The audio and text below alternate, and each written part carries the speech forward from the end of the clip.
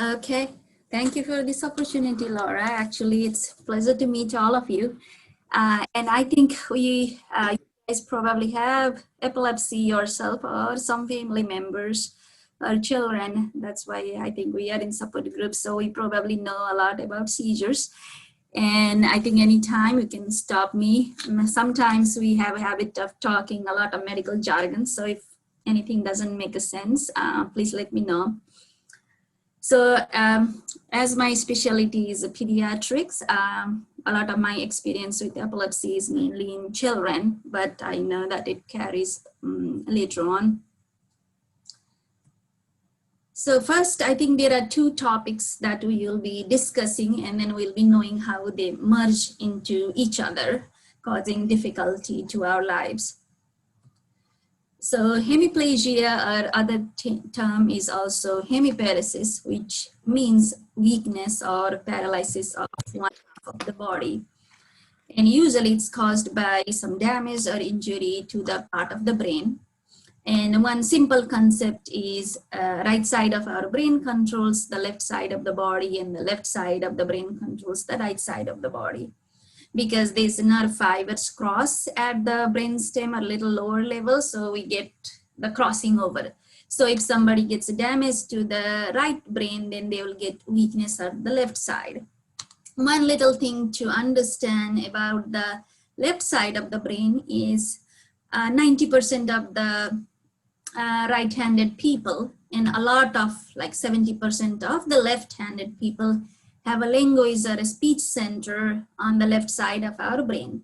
So if the left side of our brain gets damaged, we lose, or we become weak on the right side, but also we may lose our speech. Similar injury to the right side of the body may not have such a on the speech. And a lot of children have a weakness. Actually, if we think stroke as a cause, everybody thinks stroke happens in elderly, but newborn is a very high risk, very high time to have a stroke. And especially a lot of children, preterm babies being surviving, we see a lot of weakness on them. And hemiplegia, usually it's not only weakness, but these muscles over time become tight.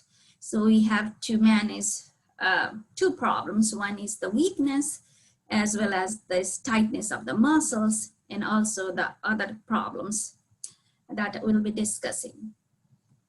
So again, just to show that if somebody has a damage to the left half of their brain, then we see that they will have a weakness as well as the speech language deficit, whereas the right side of the brain is more of the weakness, and it has more like a GPS kind of thing. So it helps us navigating in the space. So if there is a problem, we may get a problem with the weakness as well as navigation, but not much with the speech part.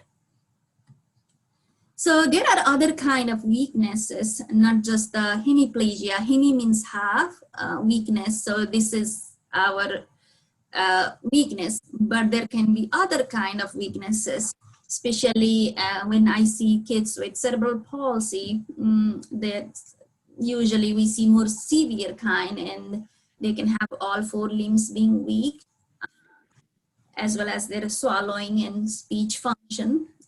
That's called quadriplegia. Quadro means four.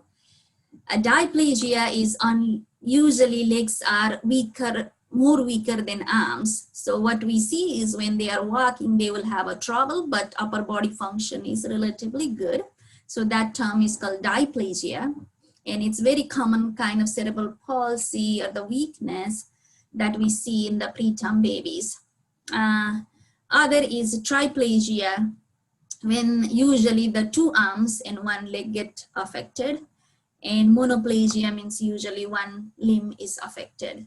So there are other kind of weaknesses other than hemiplegia.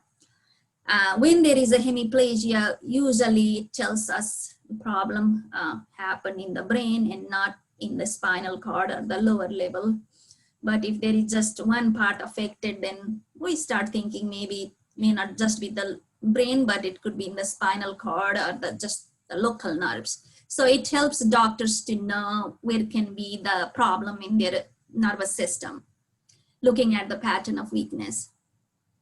So what are the causes of hemiplegia? One side being weak. Usually in adult people, we think about the stroke. In the children,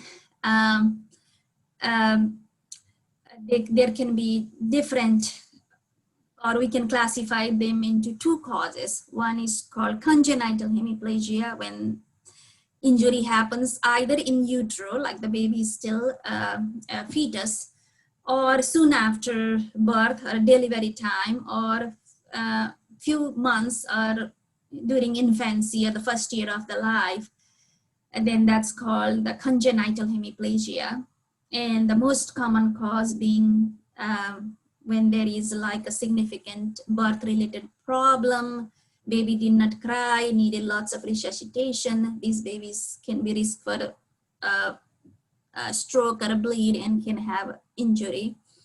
Sometimes there is no significant problem at birth, but there may be some clot that flips up from the baby and blocks the blood vessels and cause stroke. Prematurity, usually less than 30 weeks of gestation, like usually these are 6 months, 7 months old babies. And sometimes brain malformation, which means the brain did not develop well. There was some architecture problem. And sometimes infection, especially, I think we all heard about Zika virus. There are other kind of viruses like cytomegalovirus or even the toxoplasma.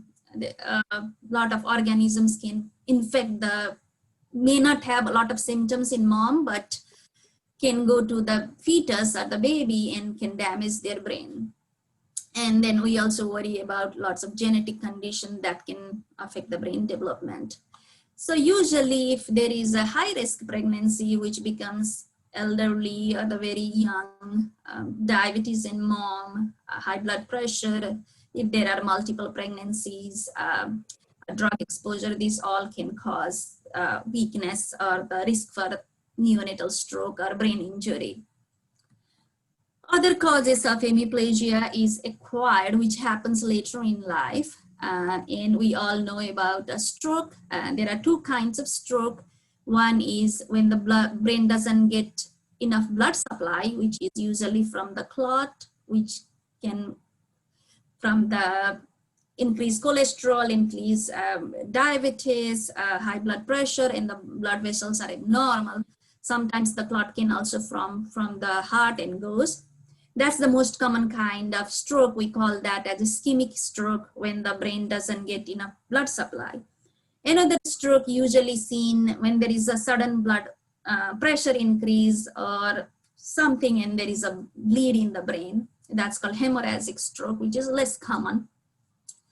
And other causes include any kind of brain infection like meningitis, encephalitis, trauma, especially motor vehicle accident, or the tumor. So these all can cause weakness or the affect brain. So now, since our talk is on combination of hemiplegia and epilepsy, so we see that epilepsy is very common in people who have hemiplegia. So actually it's 1 in 5. So those people who have weakness, 1 out of 5 can have seizures. And then, as I told, it's a weakness as well as increased muscle tone, and a lot of them can have a learning difficulty, problem with their vision because the fiber that goes to eyes can get affected. They can also have hearing impairment, speech language problem, difficulty to swallow, and bony deformities. So a lot of conditions can go together with hemiplegia, not just epilepsy, especially if this happens early in life. So now we'll come that 1 in 5 with hemiplegia can have seizures. And I think you probably all of you know that seizure is, I tell my patients that we all have electricity in our brain as long as we are alive, and seizure is when there is electrical fire in the brain. So other term, and then this fire in some people can cause convulsion to the floor, or sometimes it can just cause confusion, staring. I think Leslie was describing her seizure where she was just mumbling or confused and her VNS may not be working. So it can be varieties of different manifestation, but the basic thing is if we have some way of measuring their electricity by EEG or something during the seizure, there is a fire. The fire can spread to whole brain or it can be localized. So that's a seizure. And we all have brain, we all have electricity. So given a right moment, a right situation, we all can have seizure. Like if my sodium is suddenly lower than 120 or very low sodium or very low glucose or calcium or all these electrolytes or infection, anybody can have seizure. And these kind of seizures are called provoked seizure. Or seizures can be unprovoked, meaning I am fine talking with you and I have a seizure today and then I can have again and again. And this is called epilepsy, which is a disorder when somebody can have seizures again and again without any electrolyte imbalances or anything that we can identify. So previously, to have a diagnosis of epilepsy, we needed to have 2 or more seizures at least 24 hours apart. And that kind of delays the treatment. Let's say I'm driving, I need to go for my work, I have a new onset seizure, and then the doctor not sure whether it's just a one-time seizure or I have epilepsy. Then he orders EEG and MRI to me, and he finds some lesion in the brain or my EEG is abnormal. Then these tests can tell me that my likelihood of having further seizure is very high. So I can be on medicine even after one seizure. So previously we had to wait for 2 seizures to call that person epileptic. Now we can diagnose even after 1 seizure. And the diagnosis helps us treatment. So if I diagnose somebody with epilepsy, I can start the medication versus a new onset seizure or the first seizure, we usually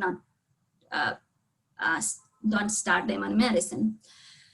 And then this epilepsy syndrome, I'll not go in detail. It's basically we doctors try to look at their seizure pattern and what's happening, what age seizure started, and determine if they have some kind of common features, help us choosing the right medicine or doing the testing.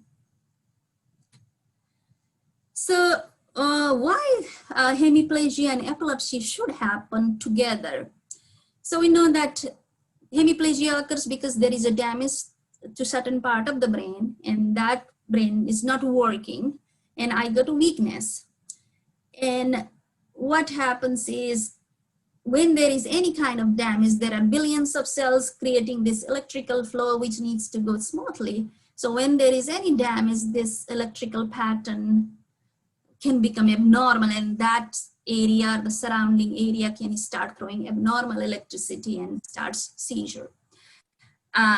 So that's the main concept. And when somebody gets weak acutely, like getting stroke, especially in children, right at the time of stroke, they can have a seizure, or right at the time of head injury, they can have seizure.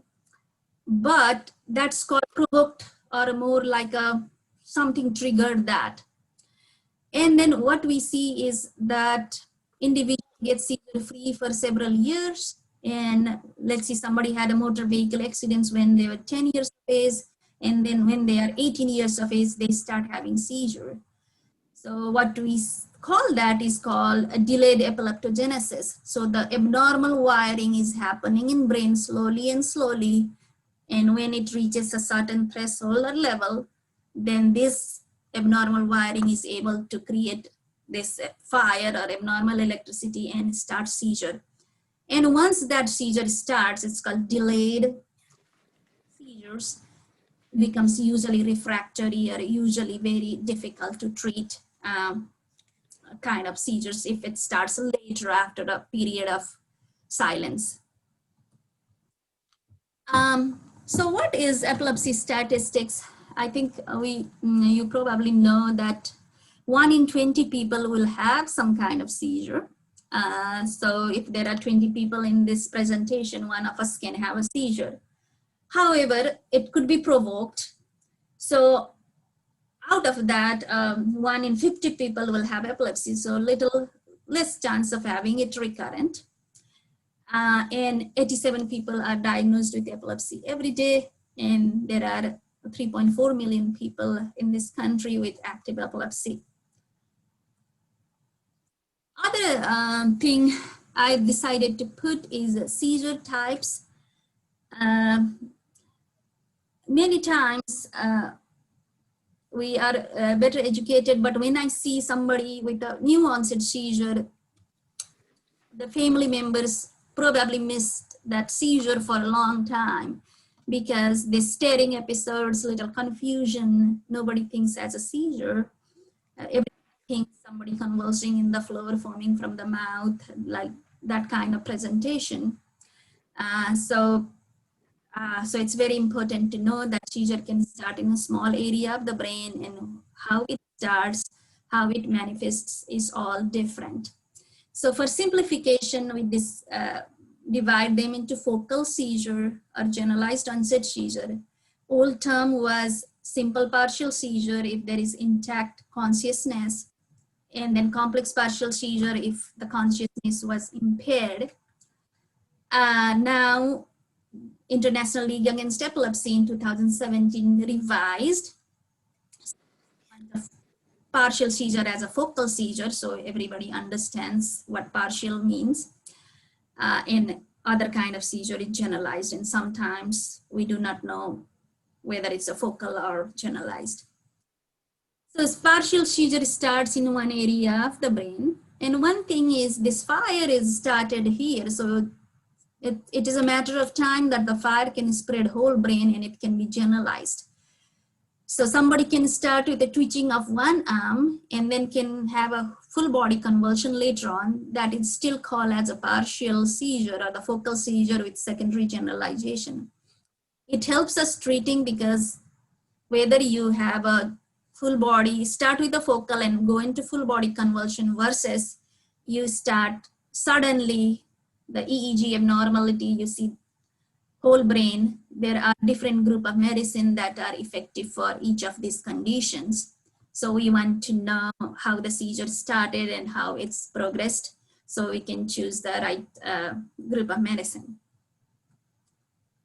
So this was an old a picture by Dr. Nader, very good description of the focal seizure where there is a intact awareness, where the person could be using the seizure start in the motor cortex, motor part of the brain or the sensory center of the brain, and they can have a twitching and they can remember, they don't lose consciousness, and all different kind of manifestations.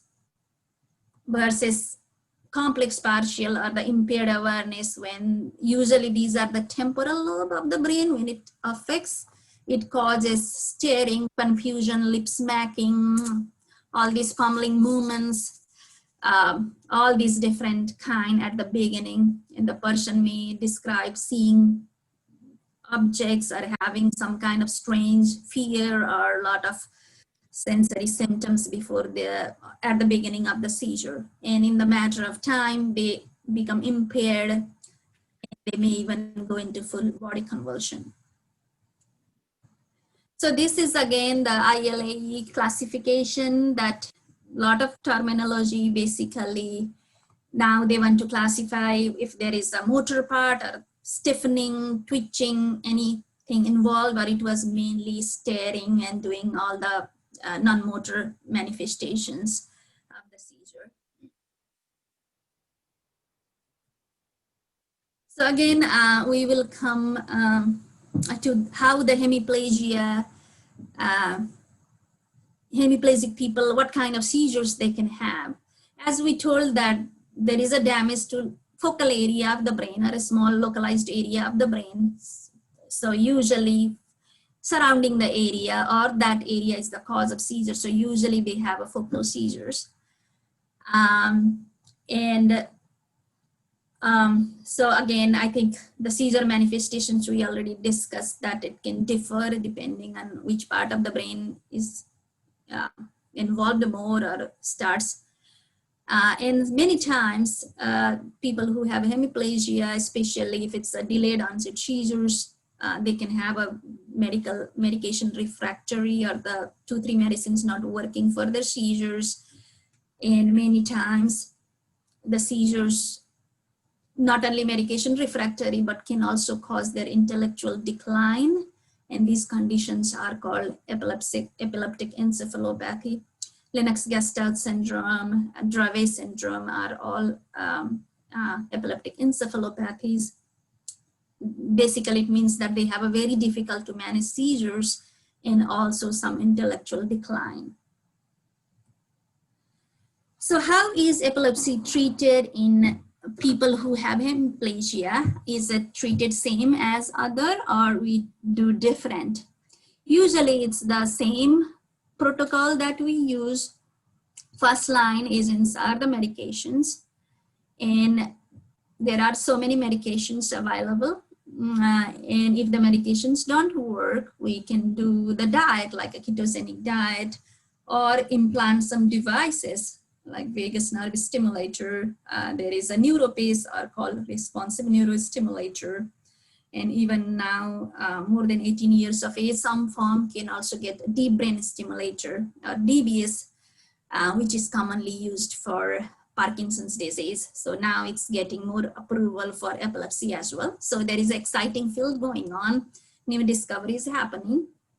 And the medications also, we got the CBD, that's Epidiolex got approved. Now we are getting fenfluramine, which is for the Dravet syndrome. So the new medicines coming. And there is also research going on for this genetic epilepsy, for gene editing, like whether we can infuse some substance that can go and change the channel or change the electrical current itself, not just prevent the seizure. So there are lots of research going on in that field. And the third line is epilepsy surgery. So this is, our hemiplegic patients can be a good candidate because we know that they have a lesion in the brain that's causing them weakness. So the question comes, and probably the seizure focus is somewhere around the lesion. So can we do the mapping and find this epileptogenic foci, or the epileptogenic center, and cut it out?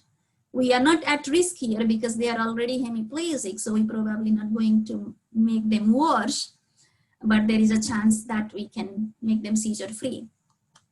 So overview, epilepsy surgery, there can be curative for epilepsy. So if we find the lesion, that's the cure, or palliative when there is a very difficult to manage seizures, especially in children who have drop seizures. They can injure the head, we can remove their bundle of nerve fiber that connects right and left part of the brain called corpus callosum. So those kind, just to decrease their seizure burden. So there are some kind of surgeries like that.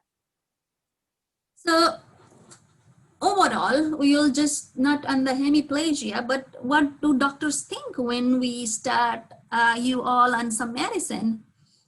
A lot of thought process goes in our head. There are a lot of menu available, and the new medicines are being added. So we usually try to see what is the EEG source, what does the seizure look like, if it's a focal seizure, generalized seizure, or in small children that I see if they have absence epilepsy or some kind of other syndromic epilepsy, and the specific medicine is useful for that condition. And we also look a lot of side effects of the medicine. If somebody has a weight problem and then has a generalized seizures, okay, is topiramate better than Depakote, which can cause weight gain? Somebody has migraine, probably topiramate is better. Somebody has a mood problem or the depression, anxiety, probably lamotrigine is better. So we think a lot, and especially in children's case, I also need to think if the medicine is available in the pill form or it's available in the liquid form, how many times a day the more times a day, more likely individual will forget. So it's better if we do once or twice a day. So a lot of things we need to think about. But the most important is whether they have focal seizures or generalized seizures, or if I can, especially in children, find their specific epilepsy disease or the name. So the seizure medicine are previous, the term was anti-epileptic drugs or anti-epileptic medicines. Now they want to call it anti-seizure because none of these medicine work for the epilepsy itself. What they are working is preventing the seizure. So they don't want to use the term anti-epileptic, they want to use anti-seizure because they are not helping with the epilepsy, just suppressing the seizure. So there are two categories. One is broad spectrum, meaning it's like umbrella. It works for focal, it works for generalized, it works for mixed. If I don't know what I'm hitting, if I don't get clear EEG, I use this broad spectrum. The narrow spectrum is if I know, okay, this has a hemiplegia, there is a brain lesion, EEG shows abnormality in one area of the brain. Then I choose the narrow spectrum because you are hitting the target, less side effect, better efficacy in seizure control for narrow spectrum, but there is some problem. I'll tell you just in a second. So what are these broad spectrum anti-seizure? Valproate, Depakote, I like it a lot, causes weight gain.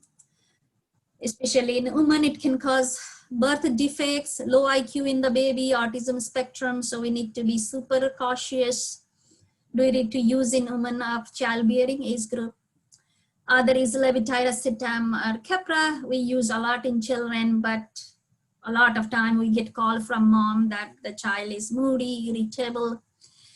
The breviacetam is the new one, which is similar to Keppra or levetiracetam. It is more effective and less behavioral problem, but it's relatively expensive. So if somebody has good seizure control on Keppra, but a lot of behavioral problem, we can switch them to this newer agent. Topiramate, I think, is migraine as well as seizures. It can cause decreased sweating, kidney stones, little cognitive slowing.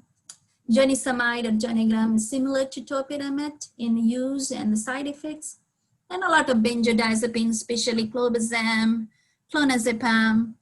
Onfi we use a lot for our children with difficult to control seizures, especially Lennox-Gastaut type. Lamotrigine, as I told you, it has a mood stabilizer property and it's safe compared to other drugs, safe during pregnancy. Felbamate, not using unless because it can cause problem with our blood count. And these are newer perampanel or Ficompa. Has some behavioral side effects, but it's supposed to be very efficacious, and cannabidiol. So narrow spectrum is there is one drug called ethosuximide, which is good for absent seizures, and then phenytoin or dilantin, carbamazepine, tegretol, oxcarbazepine, trileptal, and Banjal, these Vimpat are good for focal seizures. This is a new one, which is very good, especially college student. It's usually once a day preparation, expensive, but good for young kids who need to achieve academically. So one caveat is narrow spectrum medicine sometimes can make generalized seizure worse. So I'll give you an example that one patient starts staring in the space, and the staring seizure, one is it's not a seizure, they are just daydreaming, or it's a seizure. And if it's a seizure, there are two kinds of seizures that can cause staring in the space. One is absent seizure, which are usually a little shorter. And the other kind of seizure is called focal impaired awareness, or a complex partial kind of seizure, where they start staring fumbling and doing all those little confusion kind of thing. But both to observer may just look like staring. And if I think somebody is staring and they have a probably lesion in the brain or something, makes me put them on the carbamazepine, and by mistake they actually have the absent seizure, which is a generalized seizure, I can throw them into status epilepticus. I can make their seizure worse. Somebody has little this kind of myoclonic seizure, and I put them on the carbamazepine, and then I put them into full body convulsion. So one thing I usually tell some of my patients and families that if the seizure gets worse after I put you on this medicine, please let me know. Because many times we think, how can that be? How a medicine to stop seizure can make it worse, but it can happen. And we still don't know why it happens, but we see this often. Other questions we see with the hemiplegia or any kind of epilepsy is prolonged seizures. And there are two different kind of difficulties I see from families. One kind they say is, my child has seizure that goes 5 minutes, 10 minutes, that is long seizure. Then we say, okay, we do all the seizure first aid and everything. Other is, we'll have clusters of brief seizures. Now today he had 5 seizures, all were 10 seconds long, but he usually doesn't have. So there are two kind of rescue medicine probably needed. One is for prolonged seizure, and another is to how to break these clusters of seizures. So first aid for seizure, I think we all know. This is something I got from Epilepsy Foundation.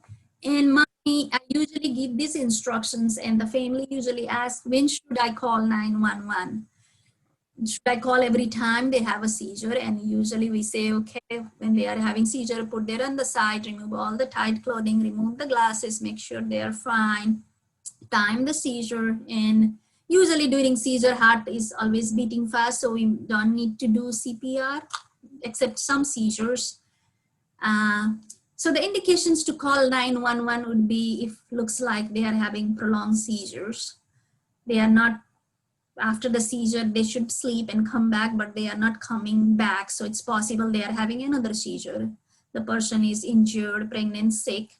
The seizure happens in the water. There is a risk of drowning. I usually say, look at the color. It looks like child is turning blue.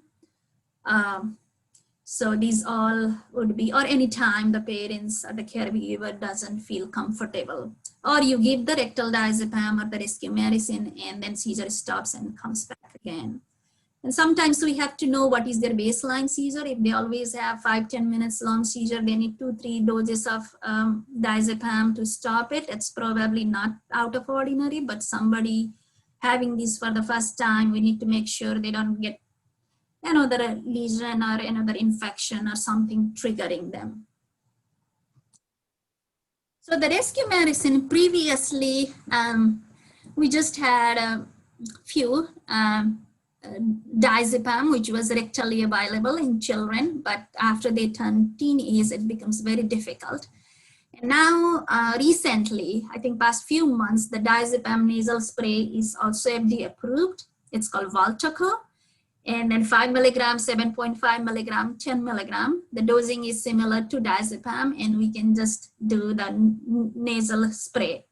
It already comes in the adjusted dose. Midazolam is another medicine called Versed. It can be given on the buccal. I'll show you pictures. It's also available now, again, in the nasal spray form called Nazolam. And sometimes IV solution can be given through atomizer, but it takes a lot of time. When somebody is having seizure, we get nervous to draw and measure and everything. And the other one is sometimes what we use is give individual course of clonazepam, Ativan, diazepam when they start having seizures to take for 2 to 3 days in a row. So we kind of break that cluster.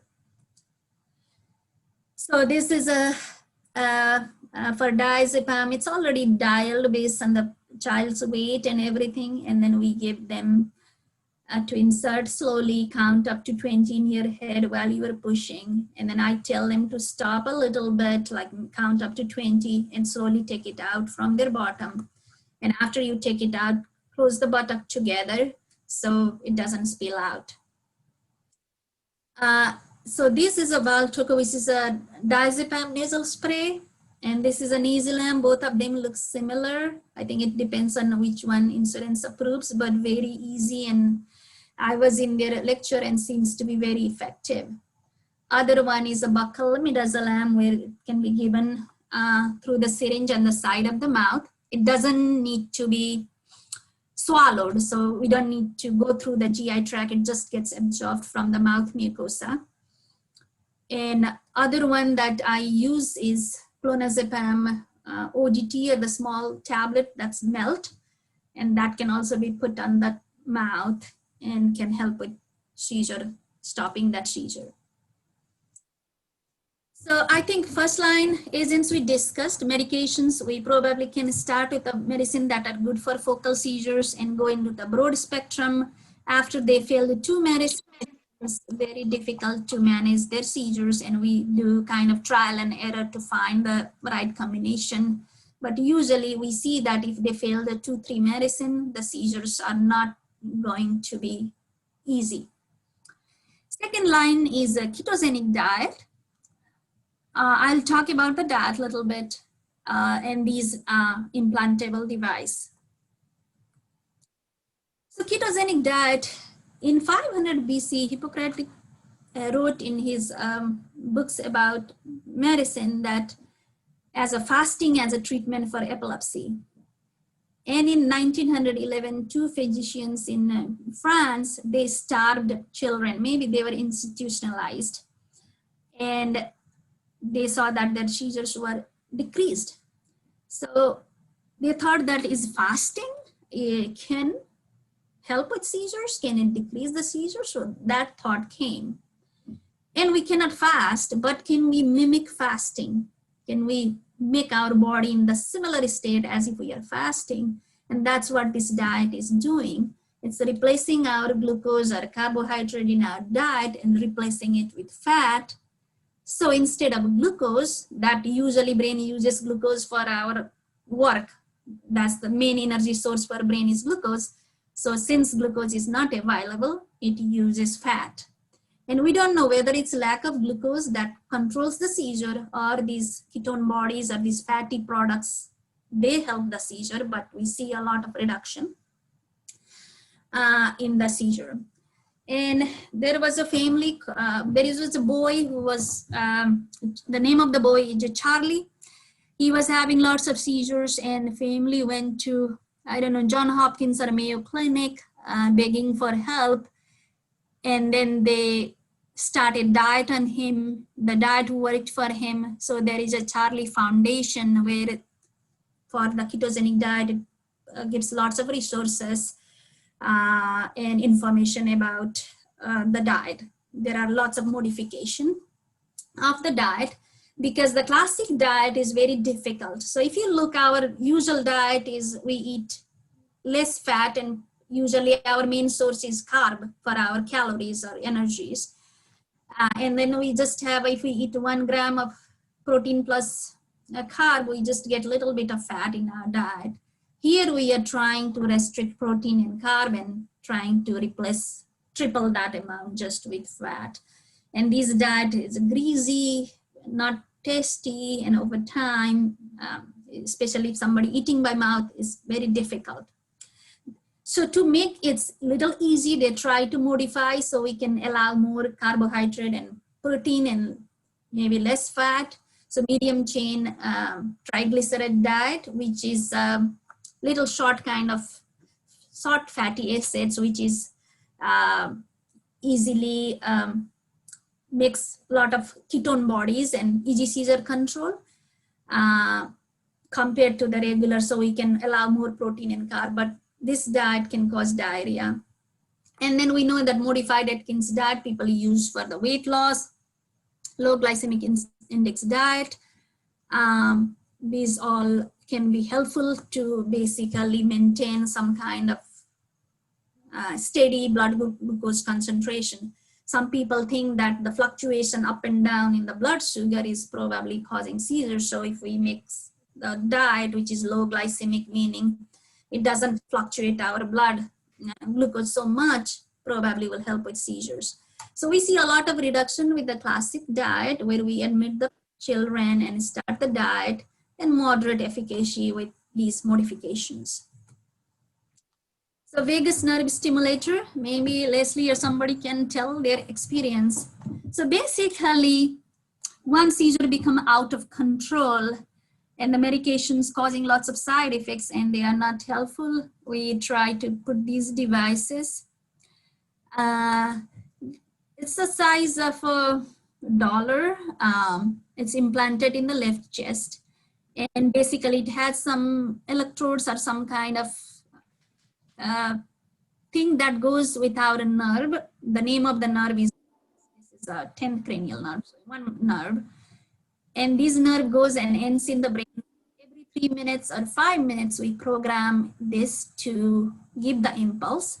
So the impulse from this goes to the brain, it somehow gives another impulse to brain. So whatever seizure activity or the abnormal electricity is going on, probably it shuts that down. And then when it starts, so it's every 3 to 5 minutes, you are probably giving another impulse to make a balance to whatever the ongoing abnormal pattern, so it doesn't build up into seizure. We don't know actually how it works, but that's the theory. And so it's the doctor can program it, change the current setting, how it's on, off. It can also detect the heart rate with the seizure. And we can also provide the magnet to swipe. So what happens when we swipe the magnet? Right then there is another electrical impulse we give, and that's supposed to go up to the brain and probably shut that seizure or that abnormal activity. So it's not so effective. Probably 50% seizure reduction is in 30-35% people, but it takes time, like maybe 18 months, 2 years, and it's not replacing the medicine, it's just additional medicine.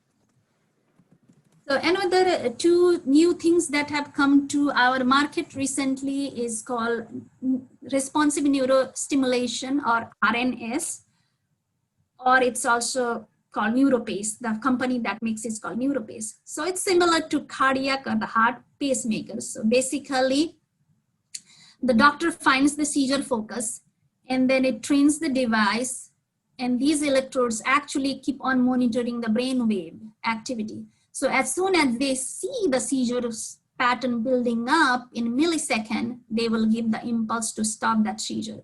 So compared to the VNS and the DBS, which keeps on doing every 3 minutes, 5 minutes on its own, it's usually not that smart.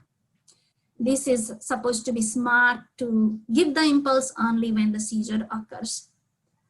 So sometimes when the person is not surgical candidate, this can be a good choice. So again, I think I'm coming out of the epilepsy management part, because the hemiplegia is my topic, and how we manage hemiplegia also becomes. So you see the weakness, and then there is a weakness as well as a tightness. So we need to, in the hemiplegia, usually the best thing is the therapy, sometimes tightness, everything we need to put the braces. Botulinum toxin relaxes that muscle for 3 months. So we can even inject botulinum toxin in these tight muscles. And sometimes medications like diazepam or baclofen can be helpful for this tightness associated with hemiplegia. And sometimes we use the baclofen pump. It's like an insulin kind of pump that goes in their spinal cord and then can help relaxing, especially if the tightness is more in the legs. And sometimes from the hemiplegia, they can develop permanent deformity, so we may need an orthopedic surgery. A lot of physical therapy would be needed. So basic principle is to try to limit the use of the normal hand and make the abnormal or the weaker side do more and more of the work.